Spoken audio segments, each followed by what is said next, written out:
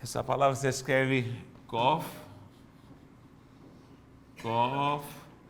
He, Kohen, Nun. Nun final. A letra Nun para iniciar é uma, para terminar é outra. Então, fica assim, Nun. Kohen, Kaf, He e Nun. Kohen. Aqui é Gimel, Dalet, Lamed. Gadol. Gimel, Dalet, Lamed.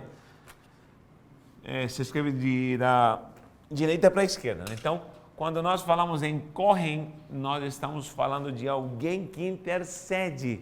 Alguém intermediário. Inclusive a letra Kaf. Essa letra Kaf literalmente significa palmas das mãos. Literalmente Kaf na própria gematria e também no hebraico pictográfico, que antes do maçorético é esse aqui. Agora o pictográfico tudo tinha uma simbologia. Eu tenho dado algumas pinceladas sobre isso, que isso é muito profundo também, e a gente vai descobrindo aos pouquinhos. Então, Kaf significa mãos levantadas, inclusive essa postura não é de ET não. O sacerdote se levantava nessa postura as mãos, para poder abençoar o povo. É estranho, né? Parece algo místico, mas de fato, o sacerdote levantava as palmas das mãos para abençoar. Se você clicar no Google, em qualquer enciclopédia que você tem, e pergunte a postura das mãos do Kohen para abençoar, era nesta postura. Então, ele trazia a bênção, a perspectiva de bênção, de multiplicação e de frutificação, porque a palavra Nun leva a multiplicação. Nun é semente que multiplica. Quando eu digo Nun, sempre estou dizendo multiplicação, semente. Ben, filho, Bet e Nun, casa, multiplica. Então, o filho é o que multiplica a casa, a semente que multiplica a casa. E aí vai. Então, o Kohen Gadol é o que tinha, é o intermediário entre Deus, a vontade de Deus, e os homens. E eles tinham a autoridade de Deus, como nós lemos aqui, a apóstola leu aqui para nós, só pela autoridade de Deus. Versículo 1 de Hebreus 5, o que diz? Porque todo Kohen Gadol, sendo tomado dentre os homens, é constituído nas coisas concernentes a Deus, a favor dos homens. A intermediação era a favor dos homens, para oferecer tanto dons como sacrifícios pelos pecados. Ou seja, decorem bem o que eu vou falar aqui. Só uma linhagem sacerdotal tem autoridade para sacrificar ou oferecer sacrifícios para Deus. Se qualquer entidade, organização religiosa, sacerdotal, oferece sacrifícios como intermediação, uma expiação, ou é pagão, é satânico, ou é por conta própria que não é oriundo de Deus. Isso tem a desaprovação do Senhor. Ou é pagão, satânico, qualquer tipo de oferenda, sacrifício ou intermediação. Agora, na autoridade da glória do Altíssimo, da glória do reino, da glória da excelência, da vontade de Deus para com os homens, só tinha um tipo de ação sobrenatural, que era o sacerdócio. Só que não existe só um tipo de sacerdócio. Nós temos o sacerdócio levítico, que nós vamos ver aqui, que é o transitório. O que é o transitório? Ele foi provisório, como diz aqui também a própria lei. A praticidade da lei escrita e praticada com rituais sacerdotais, ela não adiantou muita coisa. Diz que ela em si não salva ninguém, não muda nada. Mas o que muda? É a essência dela. Vou explicar rapidinho, por exemplo. Me digam a verdade, o princípio de guardar um dia na semana é santo ou não é santo? Sem medo, digam sim ou não. Sim ou não? É necessário isso? Sim. Agora, se a pessoa vive bitolada na lei, somente na dogmática, ela vai guardar isso religiosamente e vai idolatrar o dia, mas não é o dia que deve ser idolatrado, mas é a essência de guardar, de parar e de ser devoto para relembrar, para rever, para se conectar com Deus, e até para a própria saúde, porque a gente precisa descansar, certo? Muito bem. E por isso Jesus curou no sábado e eles condenaram porque eles estavam apegados à lei, vamos falar, dogmática da religiosidade. Inclusive, o homem é perito nisso, é perito em se dogmatizar e perder a essência. É perito em cumprir coisas dentro da igreja e não saber nem por que está fazendo. É perito em guardar doutrina, que é doutrina santa na essência, porém, ela o torna um costume, aí mata a essência.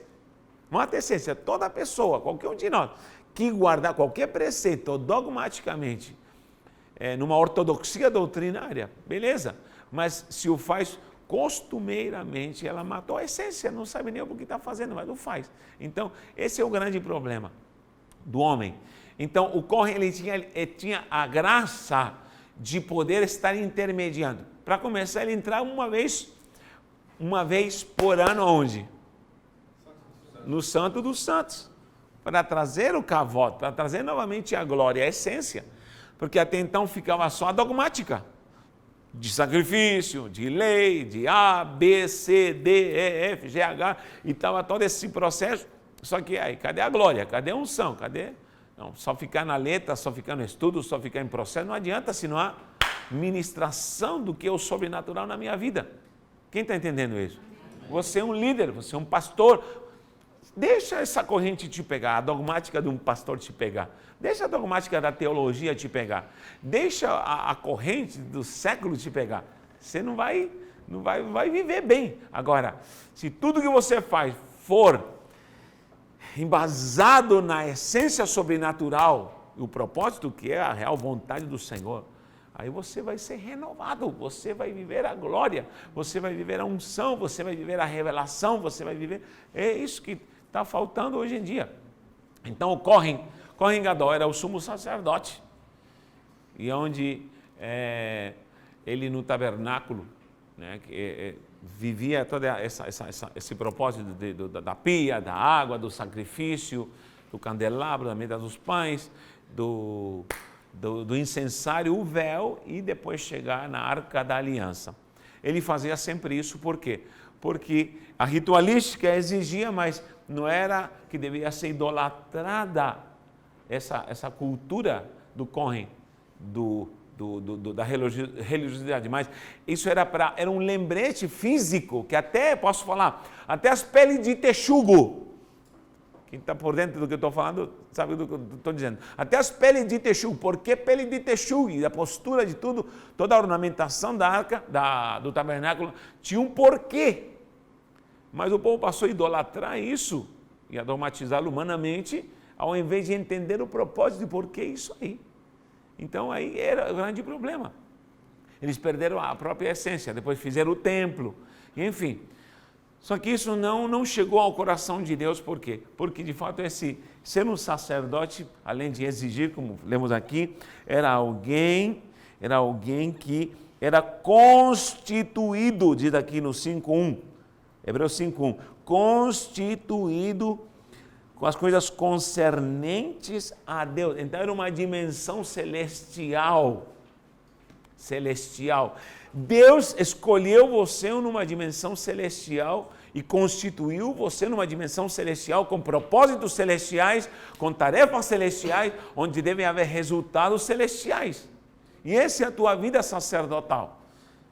Essa é a tua vida de intermediador entre a terra e o céu. Olha as qualificações aqui. As qualificações do sumo sacerdote, de um sacerdote perfeito. Nós vemos qualificações do sumo sacerdote no Antigo Testamento. Primeiro, a posição de sumo sacerdote era um ofício sagrado na fé hebraica, como é em qualquer outro culto. Ninguém podia chegar a este ofício por mero capricho, ou seja, havia um propósito. Para a questão lei mosaica, era através de uma tribo chamada Levi. Ou seja, tinha que ser levita. Ninguém podia ser ministrador no templo ou no tabernáculo se não era da tribo de Levi. Levi quem era? Era filho de Jacó, um dos filhos de Jacó. Mas esta tribo não deu conta. Alguém já se perguntou alguma vez, onde estão os levitas? Eles estão em ação, porque nós vemos o próprio Zacarias, que era o pai de João Batista, diz que estava no seu turno no templo. E a própria Elizabeth, que é Isabel aqui, mal traduzido por João Ferreira, Elizabeth, mãe de João Batista, diz que era filha de Arão, ou seja, era levita, era uma linhagem levítica.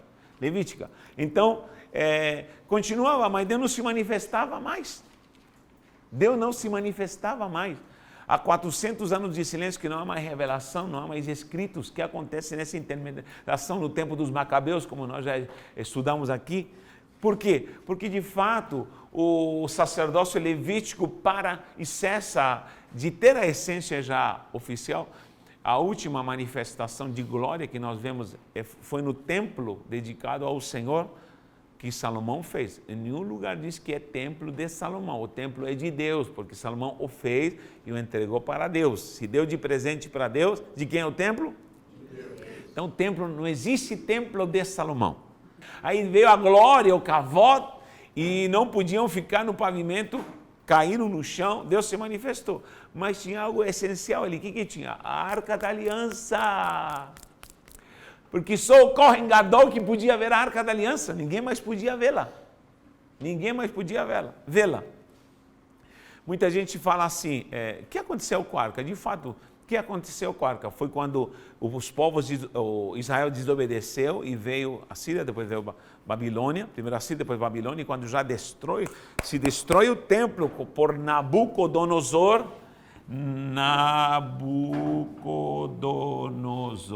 esse cara destrói o templo e rouba os utensílios e faz desaparecer os utensílios. Sumiram, mas há muitos que foram até recuperados. Porém, quando já a restituição do novo templo, quando voltam com Esdras, com Neemias, na época da restituição, e a única coisa que não acharam, o que não acharam? A Arca da Aliança. A Arca da Aliança. Por que não acharam a Arca da Aliança? Alguns dizem que ela está na Etiópia, já viram reportagens sobre isso? Já viram informações? Que ela está na Etiópia e há uma linhagem de levitas que estão na Etiópia. De fato, eu acredito que a rainha de Sabá concebeu do rei Salomão. A história conta, a história rabínica conta de que, de fato, Salomão, como era o bonitão da época e que tinha mulheres à la vontade, né? Ele coabitou com a rainha de Sabá e ela sai grávida e volta para a Etiópia e ela concebe um filho. Inclusive tem os descendentes desse filho. Isso tudo é história, tá, gente?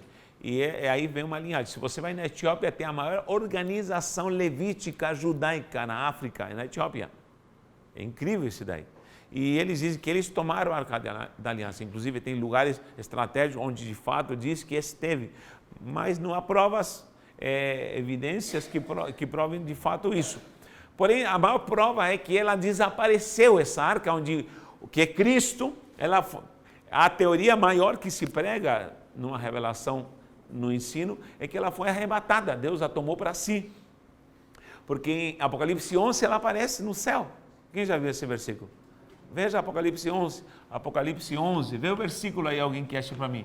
Apocalipse 11 diz que vi a Arca da Aliança. Ela aparece. Está lá a Arca da Aliança. Então, o que acontece? Qual é a questão aqui? É que só o Kohen Gadol sabia que a manifestação da glória não estava mais. Mas o templo de Herodes foi reconstruído, o véu foi feito, tudo bonitinho, e o povo idolatrava, e havia já um comércio, queridos, esse negócio, o gospel já estava naquela época. O mundo gospel já estava. Então, já havia uma estrutura gospel em volta dessa mística e dessa crença que a Arca da Aliança estava lá. E presta atenção. E todo mundo adorava, sacrificava, mas não havia mais glória nenhuma. Quem entende isso? Não havia manifestação nenhuma, não havia poder de Deus, coisa nenhuma, não havia nada vezes nada. Então, estava tudo vazio. Por isso que os próprios levitas, ou sacerdotes, ou ministros, o Kohanim da época, não reconheceram Cristo. Mas o que acontece? Todo mundo achava que a arca estava lá no lugar santíssimo. Muita gente não sabe por que se rasgou o véu. Lógico, é algo simbólico, demonstrando que o acesso agora nos deu ao lugar santíssimo. Agora nós somos o real sacerdócio que entra no lugar santíssimo. Dá glória a Deus por isso. Amém. Nós já estamos no lugar santíssimo. Mas também o motivo de ter rasgado o véu é para desvendar o mistério e mostrou ao povo que a arca não estava lá. Mostrou a vergonha de que a arca não estava mais lá. Então, Jeová rasga o véu e mostra para o povo de que a arca não estava lá. E todo mundo diz, fomos enganados, a arca não está aqui. Nós juramos que a arca, na verdade ninguém ia morrer. Por quê? Porque a arca não estava mais lá. Então eles veem que está vazio o lugar santíssimo. Aonde está a arca? Está lá em Apocalipse 11. Alguém achou? 11, 19. Alguém lê para mim o versículo. Abriu-se então o santuário de Deus que se acha no céu, e foi vista a arca da aliança no seu santuário. E sobrevieram relâmpagos, vozes, trovões, terremotos e grandes saraivadas. Olha que legal. Aí aparece a arca da aliança. Então há quem diga, por favor, tudo tomamos na hipoteticamente, de que ela foi assunta ao céu, ela foi tomada, como também a árvore da vida, que na verdade a árvore da vida, os rabinos ensinam de que ela é a Torá, é a palavra de Deus, porque a Torá já existia, é a eterna, ela se materializou ou entrou numa dimensão edênica, porque não podemos dizer que o Éden era terra, como é agora, matéria. O Éden era muito mais do que isso. Esse Éden foi abduzido, foi tirado daqui depois que o homem pecou. Mas a dimensão do Éden era muito mais celestial e glorioso do que essa terra aqui. Milhões de vezes mais.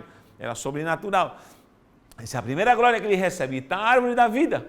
Só que essa árvore da vida que o homem deveria ter comido dela, a árvore da vida que o homem deveria ter saboreado e não saboreou, que ele poderia ter vivido eternamente, e ele não degustou, ele foi aonde? Na árvore do Yetzer Hara, Yetzer Hatov, da árvore do bem e do mal, da tendência do maligno. Ele experimenta isso, se decodifica e é abduzida e é recolhido o Éden, é tirado, porque geograficamente existe o lugar onde estava o Éden, que seria mais ou menos o Irã, Iraque, ali naquela região da Mesopotâmia, e a árvore da vida aparece novamente no céu, diz que está lá a árvore da vida, e inclusive dá 12 frutos, está lá em Apocalipse. Então o que acontece? O Kohen Gadol já além de ter a glória de entrar ano através de ano e ver a glória do Senhor dentro da arca, o kavod dentro da arca e trazer a glória do Senhor, o que aconteceu? O povo não teve mais a glória, a revelação. Por isso o sacerdócio levítico fracassou, porque tanto o sacerdote quanto o povo e reis todos se desviaram da presença de Deus. De Babilônia açoitou, veio a Síria, veio a Babilônia. Aí veio as sequências de impérios que nós já estudamos aqui, que são impérios demoníacos. Aí depois vem a Grécia, depois vem Roma. Lembra da estátua de Nabucodonosor? Vai até Roma.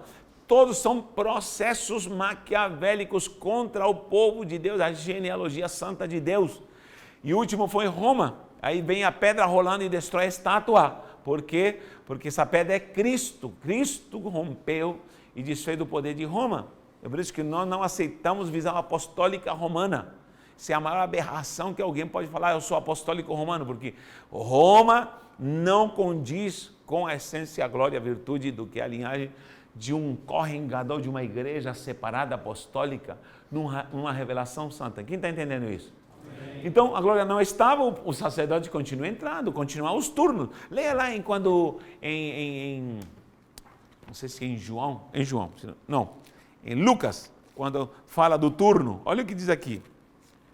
Quando fala do nascimento de João Batista, está aqui. Lucas 1. Lucas 1:5, olha o que diz aqui. Nos dias de Herodes, rei da Judéia, houve um sacerdote chamado Zacarias, do turno de Abias. Turno, por que turno? É uma ordem, havia um turno. Então o que acontece? Esses sacerdotes continuavam em turnos e continuavam em ordem, em sequência, para zelar, entre aspas, pela arca que supostamente estava no véu. Só que isso é uma grande farsa. É por isso que Jesus entra com um chicote e fala assim: tornastes a minha casa num covil de ladrões. Sabe quando a igreja, agora eu vou começar a pregar, sabe quando a igreja começa a comercializar e torna o evangelho um grande comércio? Quando a glória se vai. O que aconteceu? Houve um tempo que Israel chegou ao ponto de, tendo a Arca da Aliança, gente, tendo o culto judaico, em essência, por isso houve fracasso, porque os levitas se afastaram do templo e começaram a sacrificar nos lugares altos. Gente, é por isso que quando começa a falar aqui em Hebreus, que até o apóstolo leu aqui, capítulo 5, o que diz? É impossível que haja, alguém não aceita esse versículo, não aceita esse versículo, 6, 4 diz, é impossível, pois que aqueles que uma vez foram iluminados, o Gadol tinha isso, o Kohen Gadol tinha isso, ele tinha luz, ele tinha a luz da glória. Por que luz da glória? Porque o primeiro Kohen, sabe quem foi? Quem sabe foi o primeiro Kohen aqui na terra? Não, esse é Levítico, o primeiro Kohen, vou entrar nesse detalhe agora, daqui a pouco. Foi o homem no Jardim do Éden. Foi o primeiro sacerdote. Foi o primeiro sacerdote. Quem ensinou Abel a sacrificar? Isso aqui diz, olha, nós já lemos. Somente um sacerdote, dentre os homens é constituído, que pode oferecer sacrifícios. Quem ensinou Abel a sacrificar, gente? Um sacerdócio. Qual sacerdócio? O Levítico não existia. O sacerdote segundo a ordem de Melquisedeque, que já existia antes da fundação do mundo em Cristo. Em Cristo já existia esse sacerdote.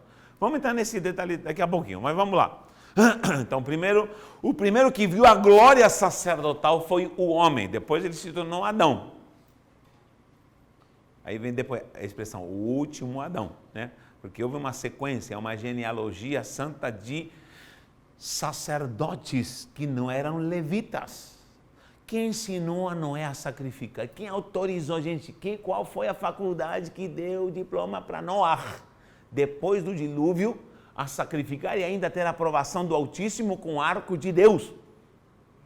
Quem que autorizou ele a sacrificar? E se eu lhe falar, há mais sacerdotes aí escondidos que nós não sabemos. A Midrash ensina isso. A Midrash e o Talmud ensinam isso. E nós devemos atentar para isso, porque são escritos que não são canonizados, mas são escritos ricos em teorias históricas. Por que Jó sacrificava pela sua família e pelos seus filhos? Quem autorizou esse homem a sacrificar e fazer intermediação? Jó era contemporâneo de Abraão. Quem está entendendo o mistério? Amém. Então, há algo mais precioso do que ser levita, repito. Querido, não se rebaixa a ser levita. Não aceite esse título para você. Você é sacerdote segundo a ordem de Melquisedeque. Um sacerdócio eterno, santo e glorioso. Então, vamos lá. Eu estava falando do Kohen Gadol em relação a ver a glória do Senhor. Iluminado. Então, o que acontece? Diz, haja luz. Essa luz não é o sol. Haja luz, é a luz de Deus se manifestando. E fez vestir o homem de luz, diz. Or é luz. Ur é luz, luz. Então, o Adão era revestido de luz. Ele viu a glória do Senhor e falava a Deus face a face, como se conversa com alguém. Quando ele peca, ele se apaga. Literalmente se apaga. Então, esse foi o primeiro sacerdócio em Adão. E lhe deu autoridade. Então, 8 itens, já analisamos aqui, se alguém lembrar. 8 virtudes de um sacerdócio no Éden, sacerdócio edênico. Ninguém fala sobre isso, mas esse sacerdócio eterno que lhe deu o poder de multiplicar, de cultivar, de administrar, de uma gestão sobrenatural. E este tinha toda a autoridade para poder reger, ser próspero e abençoado. Abençoado e, com certeza, via a glória do Senhor. Ele despreza esse sacerdócio e sai fora. Por que Abel? Porque Abel guarda esse ensino. E, logicamente, o Espírito toma Abel e ele sacrifica, porque ele se sente na necessidade de dar sequência, embora de uma forma agora totalmente destruída, desestruturada, por um homem caído, ele oferece ao Senhor. O que acontece? Satanás sabia disso e toma Caim e fala assim, mata esse cabra, porque a linhagem sacerdotal eterna está querendo despertar novamente. Nós já conseguimos derrubaram o homem, se tornou Adão, e ele batizou a mulher dele de Eva, já foram expulsos, agora vem o filho, uma semente, vem sacrificar, mata ele. Aí o que acontece? Quando diz, o sangue clama de Abel, no hebraico original está escrito os sangues, esse é um grande mistério, não diz o sangue, diz os sangues. Por que o sangue? Porque a tipificação do sangue de Abel é a tipificação do sangue de Cristo também. É por isso que Cristo já está, antes da fundação do mundo, sacrificado por fé. Por fé. Então, o que acontece? Há uma ligação desde a eternidade, no jardim, com o sacerdócio do homem, antes de ser Adão, a Cristo. Ele é o primeiro Adão. Só que nesse meio, há muitos sacerdotes que não eram levitas.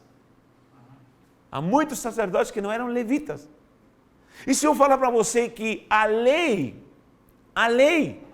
está revelada e está ministrada nesse sacerdócio edênico, que era já antes da fundação do mundo, que é eterno, antes do Éden, já existia essa lei, já existia essa ordem de Melquisedeque, já existia essa ordem de sacerdote que se manifesta com o primeiro Adão.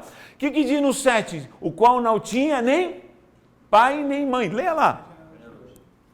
7, leia lá em Hebreus 7.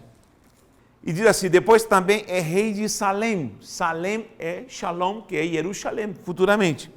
Jeru é cidade, Salém é paz, cidade da paz. Salém já era um lugar. Diz assim, sem pai, agora, sem pai, sem mãe, sem genealogia, que não teve princípio. Então é Jesus. Sim, é uma tipificação de Jesus. Mas o personagem que Abraão viu não foi um ser celestial que veio. Não. Foi um homem de carne e osso, que tinha pai e tinha mãe. Porque aqui não está falando. Aí já entramos no mistério. Não está falando, Meleque Sadik, com T, Sadik, com K, Sadik, Meleque Sadik. Sabe qual é o problema da gente? Que nós fomos ensinados que esse é um nome, mas não é um nome. Meleque Sadik não é um nome, é um título.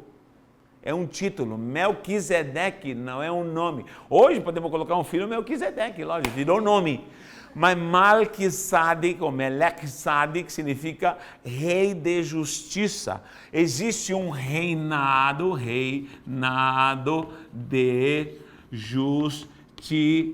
Da onde vem esse reinado de justiça? Antes da fundação do mundo. Quem foi o primeiro Malquisadik? Melquisadik. Foi o homem no Éden. Ele trouxe a glória da justiça de Deus. E ele se corrompeu e foi expulso.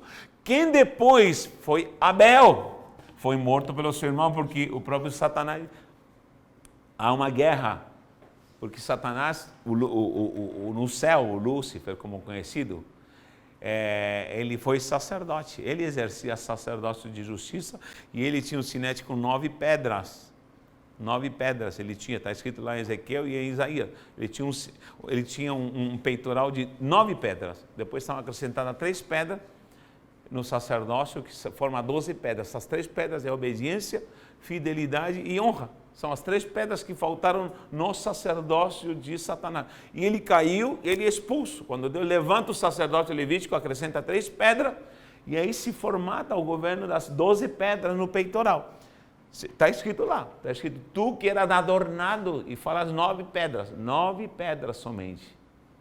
Tá? Quem esteve nessa aula que eu falei sobre isso? Tem alguns que já assistiram essa aula. Então aí vem Abel. Abel é morto, aí depois vem quem? Vem Sete, que dá para, não é de 7 de Shevá, é 7, é Shet, que é outro significado, Shet. Abel é vaidade, é essência que passa. Então foi rápido, foi uma pincelada. Aí vem Shet e vem uma sequência de homens que começam a adorar e a buscar ao Senhor. Dessa sequência vem o Noah, que sacrifica. Aí vem também o Enoque. Enoque andava com Deus e Deus o tomou para si. Não viu morte. Enoque, que não viu morte. Então, o que acontece? Essa linhagem santa já existia. Melech Sadik é um título, é o reinado de justiça de Cristo. antes da fundação do mundo. Estava com quem o Meleksad? Quem é? Qual é essa ordem? Quando eu digo ordem, é o quê? É uma sequência, ordem. Misticamente, ordem significa um segmento, uma estirpe. Uma estirpe. Está entendendo? Então, quando diz ordem de Melquisedeque, está dizendo é uma estirpe, uma sequência. Agora, aqui está dizendo que não teve nem pai nem mãe. Como esse ser humano que falou com Abraão comeu pão e não tinha pai nem mãe? Lógico que tinha. Vou explicar já. Mas por que diz não tem pai nem mãe nem genealogia? O Adão, o homem que não teve pai, nem mãe, nem genealogia. Quem viveu antes do homem no Éden? Ninguém. Então foi o primeiro sacerdote. E tipifica o próprio Cristo, porque Cristo não foi José e Maria. Cristo é de eternidade e eternidade. Ele não tem um dia de nascimento de Cristo, ele é eterno. Então, é o próprio Cristo. Mas o que tem a ver Adão, o homem no Éden com Cristo? Tem tudo a ver. Por quê? Porque Deus, Elohim, que é Deus, Pai, Filho e Espírito Santo, fizeram a imagem, diz, façamos, plural, a nossa imagem e a nossa semelhança. Betselemeno que demuteno. Lembra dessas duas palavras? Betselemeno que demuteno. E diz, e o fez, aí que está o segredo, o fez, não diz, o fizeram. Peraí, gente, vamos lá um português, claro. Sérgio, Church e Natanael, estamos aqui. Eu digo, façamos uma sala de aula, façamos um prédio, façamos. Você contribui com 2 milhões, 3 milhões, cada um na sua porcentagem, vamos fazer. Façamos. Aí depois diz, e fez. Quem fez? Fizeram o prédio? Você concorda em fazer o prédio? Concorda, está tudo concordado agora. E diz, e o fez. O fez. A sua imagem e semelhança. O fez. Então, esse o artigo, o fez, quem é Cristo. Somente porque nós, diz Paulo, revela isso, nós temos a imagem de Cristo, o Cordeiro separado antes da fundação do mundo, o nosso eterno sacerdote. Quem impregnou a imagem da glória desse reinado santo de Melquisedeque para o homem no Éden foi o Cristo. Ele revelou, ministrou e o fez imagem, extensão, semelhança, Betselemeno, casa, Bet é casa, Selem, ou seja, a glória dessa casa é a habitação dele, Kidemut é externar, espelho, refletir a glória. Então, quem via o homem no Éden estava vendo a glória do Cristo. Quem via o homem via a glória de Deus. Imagina esse cara, se ele consegue multiplicar-se. Imagina se esse cara consegue continuar. Cria uma geração sacerdotal de administradores prósperos, abençoados, sem doença, sem gripe, sem dor nas costas, sem problema de junta tudo e joga fora. Só unção e glória, sem morte, sem pecado, sem nada. Mas o Benedito me come da árvore do bem e do mal. E estraga tudo. Estraga tudo, está entendendo? Então, esse único que não teve genealogia. Então, essa ordem não tinha nem pai nem mãe. E foi dada pela primeira vez aqui na terra, no Éden, que depois foi recolhido. Não esqueça que o jardim é uma coisa e o Éden é outra coisa. Tá? Porque fez um jardim e no Éden, certo? Não é... o Éden é uma coisa, dentro do jardim. Isso. E aí vai. Quando há essa separação, você vai entender que há um mistério no Éden sobrenatural. E esse mistério é o que é tirado, que eu trazia a glória, trazia a essência, a virtude do Senhor. Então, esses homens em sequência que sacrificam, com permissão de quê? Se aqui Hebreu diz assim, porque todo sumo sacerdote sendo tomado dentre os homens, Ele é tomado dentre os homens. É constituído nas coisas concernentes a Deus, a favor dos homens, para oferecer tanto dons como sacrifícios pelo capaz. E aí vai. Quem autoriza esses homens? A autorização da ordem de Melquisedeque, que já revelava no coração a Torá. Abra em Gênesis, capítulo Gênesis 26. Isso aqui é fatal, que Deus fala com Isaac. Me diga, quantos anos mais para frente vai nascer Moisés? Aqui nem nascia Moisés, eu queria receber a Torá, a lei, os preceitos do Senhor, mas diz aqui para Abraão, para Isaac. Porque Abraão obedeceu a minha palavra. Eu pergunto, que palavra? Gênesis 26, 5. Vou anotar aqui. Gênesis 26, 5. Aqui nem nascia Moisés ainda. Ele não era nem um zigoto ainda, Moisés. Porque Abraão obedeceu a minha palavra. Guardou meus mandamentos. Os meus preceitos. Os meus estatutos. E as minhas leis.